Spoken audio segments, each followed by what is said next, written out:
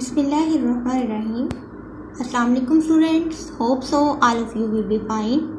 Today we will discuss review exercise 2 from question number 4 to 6. Here is the question number 4, which is draw the numbered lines and represent the following rational number on number lines. Numbers lines को draw करें और फिर उन number lines पर rational numbers को present करें. Here is the second part of question number 4, which is 3/1/3. This question is given in mixed form. Here is 3 is called the whole number and 1/3 is called the fraction part या fraction number.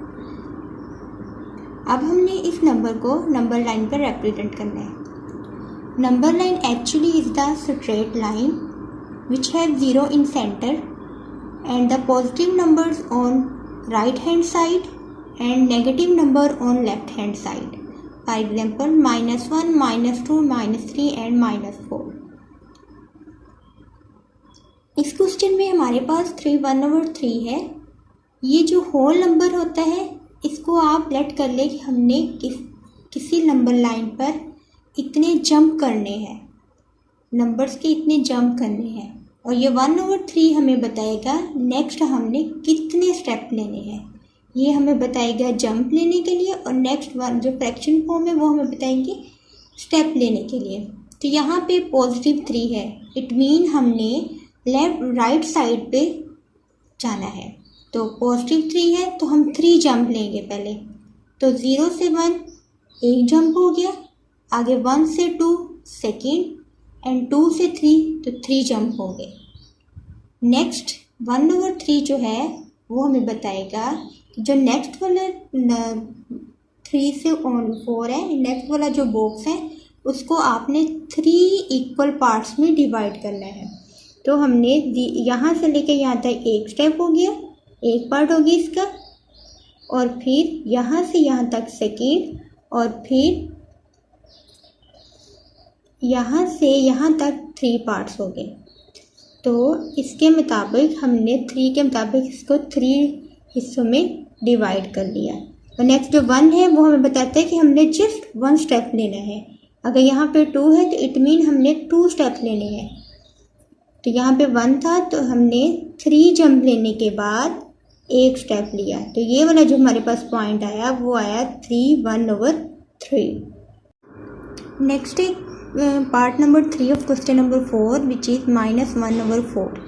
तो इसके साथ negative है तो it mean हमने left side पे जाना है, 0 से लेफ़्ट साइड की तरफ. और अगर पॉजिटिव होता तो हमने 0 से राइट साइड की तरफ जाना था. तो यहाँ पे है -1/4, यानी यहाँ पे कोई होल नंबर नहीं है इसके साथ. तो इट मीन हमने कोई जंप नहीं लेना, तो जस्ट हमने स्टेप लेने हैं. तो 0 और -1 को हम इसको 4 पार्ट्स में डिवाइड कर लेंगे, इक्वल पार्ट्स में. 1, यहाँ से यहाँ 1, फिर यहाँ से यहाँ 2, यहाँ से यहाँ 3 और यहाँ से यहाँ 4. तो हमने इसको 4 इक्वल पार्ट्स में डिवाइड कर लिया. नेक्स्ट है ऊपर वाला जो नोमिनेटर है वो हमें बताएगा कि हमने एक स्टेप लेना है. ऊपर 1 है तो हमने एक स्टेप लेना है. तो यहाँ से यहाँ हमने एक स्टेप ले लिया. तो ये हमारा जो पॉइंट आया है ये आ गया -1/4. ठीक है. नेक्स्ट हमारे पास है फोर्थ पार्ट, विच इज़ -1/4/5. ये हमारे पास मिक्स नंबर है. यहाँ पे जो नेगेटिव है वो हमें बताएगा कि हमने 0 से लेफ़्ट साइड की तरफ जाना है. ठीक है. तो यहाँ पे 1 है तो इट मीन हमने 1 जंप लेना है और उससे जो नेक्स्ट वाला बॉक्स है उसको हमने 5 पार्ट्स में डिवाइड करना है और 4 स्टेप लेने हैं. तो ये 0 से -1 एक जंप ले लिया, ये तो बिल्कुल कंप्लीट है. नेक्स्ट हमने -1 से -2 इसको 5 इक्वल पार्ट्स में डिवाइड करना है. जो डिनोमिनेटर होता है वो हमें बताता है कि हमने कितने पार्ट्स में किसी बॉक्स को डिवाइड करना है. ये मैंने 5 इक्वल पार्ट्स में डिवाइड कर लिया.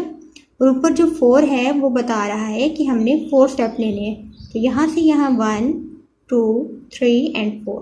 तो ये वाला जो हमारे पास पॉइंट आया है ये है -1/4/5. Here is the fifth question of review exercise 2, which is find the additive and multiplicative inverse of the following rational numbers. इस क्वेश्चन में हमने रैशनल नंबर के additive and multiplicative inverse find out करने हैं. यू नो वेरी वेल कि addition का जो inverse होता है वो सब्ट्रैक्शन होता है और जो मल्टीप्लिकेशन का इन्वर्स होता है वो डिवीजन होता है. तो नेक्स्ट हमारे पास है क्वेश्चन नंबर 1 का फर्स्ट वाला पार्ट विच इज़ -14. अब हमने 14 के एडिटिव इन्वर्स भी फाइंड करना है और मल्टीप्लिकेटिव इन्वर्स भी. सॉल्व. तो एडिटिव इन्वर्स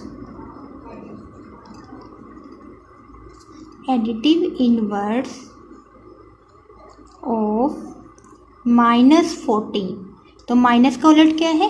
प्लस. सो -14 का एडिटिव इन्वर्स क्या होगा? +14. अब हम इसको चेक करते हैं कि वाकई ही ये इसका एडिटिव इन्वर्स है. तो -14 को +14 में ऐड किया तो आंसर क्या है हमारे पास? प्लस माइनस माइनस, तो ये कैंसिल आउट हो गए. तो आंसर क्या आ गया? 0. अगर माइनस करने से दोनों एडिटिव इन्वर्स को प्लस करने से आंसर 0 यानी एडिटिव आइडेंटिटी आ गया तो इट मीन ये दोनों एक दूसरे के इन्वर्स हैं. नेक्स्ट है multiplicative inverse. Inverse of -14 is 1/-14.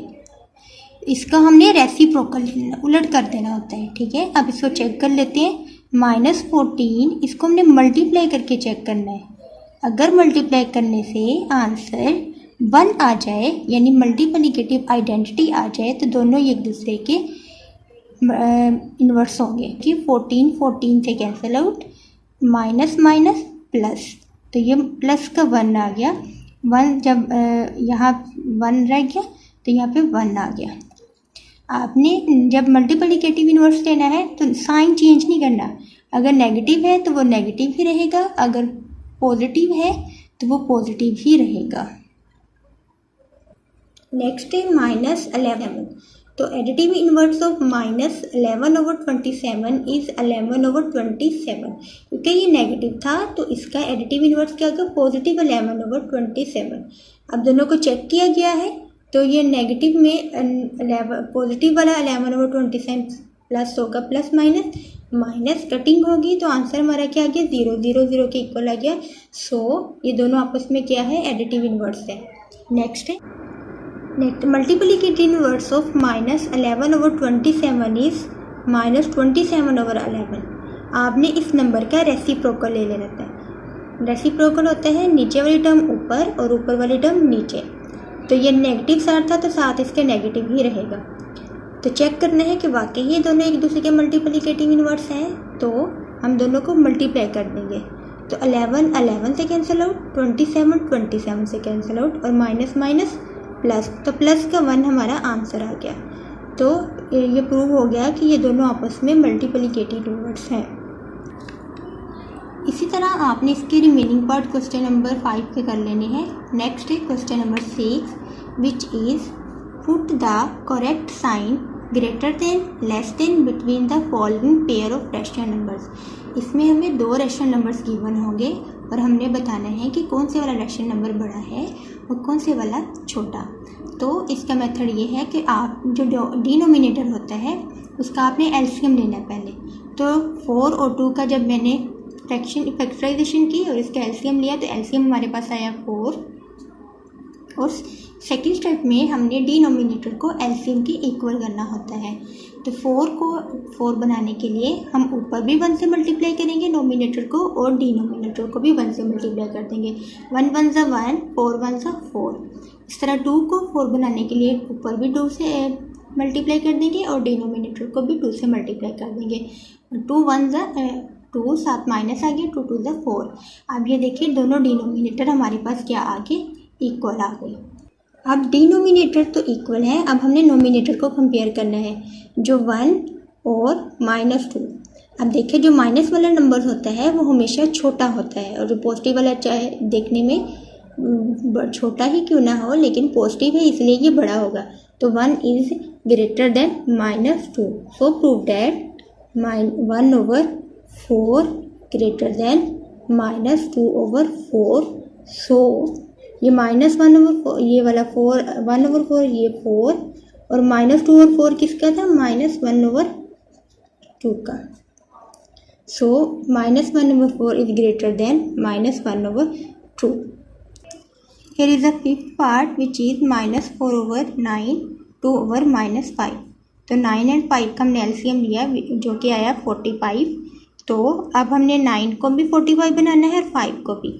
तो 9 को 45 बनाने के लिए 5 से मल्टीप्लाई करेंगे, ऊपर भी 5 से मल्टीप्लाई करेंगे, तो ये आ जाएगा -20 एंड 45। यहाँ पे जो माइनस इसको ऊपर ले जाए तो ये -18/45। ये देखिए डिनोमिनेटर इक्वल हो गए। अब हम नोमिनेटर को कंपेयर करेंगे तो -20 और -18। तो नेगेटिव में जो नंबर जितना बड़ा होता है वो उतना ही छोटा होता है, तो इसलिए -18 जो है वो ग्रेटर देन होगा -20 से। सो -20/45 इज ग्रेटर देन -20/45। तो -18/45 किसका था?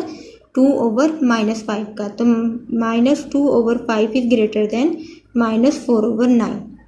तो ये थे क्वेश्चन नंबर 6। बाकी आपने इसके रिमेनिंग पार्ट्स कर लेने हैं। तो आज हमने रिव्यू एक्सरसाइज 2 के क्वेश्चन 4 से लेके 6 तक सॉल्व किए। उम्मीद है आप लोगों को समझ आई होगी। अपना ख्याल रखिएगा और कमेंट्स करके मुझे ज़रूर बताइएगा कि आप लोगों को इस लेक्चर्स की समझ आ रही है कि नहीं। अल्लाह हाफिज़।